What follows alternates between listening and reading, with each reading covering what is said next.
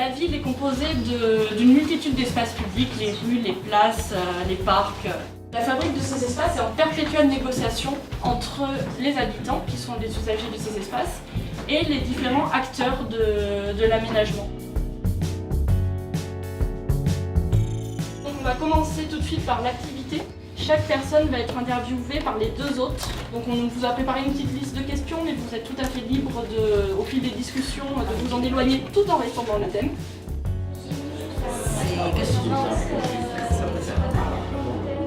On parle donc de la plage Chardonnay, qui est une expérience de concertation en cours, donc qui n'est pas achevée à l'heure actuelle, auquel on a participé en tant que fabrique de la ville.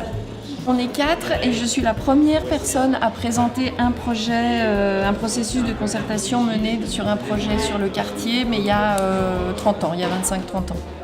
Et ensuite, les autres vont poser des questions et ensuite ils vont présenter aussi le projet sur lequel ils ont pu suivre une concertation.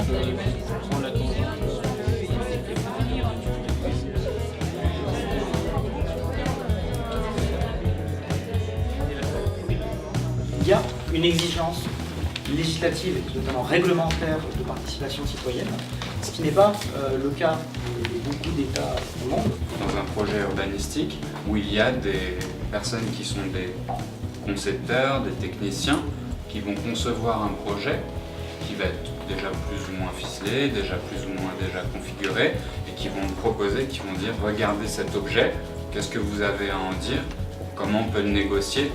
Mais finalement, est-ce qu'il n'y a pas d'autres modalités de concertation ou d'interaction? Qu'est-ce qu'apporte la concertation par rapport à l'expertise d'un sociologue? Je trouve que cette question-là est importante parce que, dans le fond, on sent bien qu'il y a plus une envie en fait, de discussion, d'un truc collectif, d'une concertation, que cette forme d'apport de savoir. Je vous remercie chaleureusement.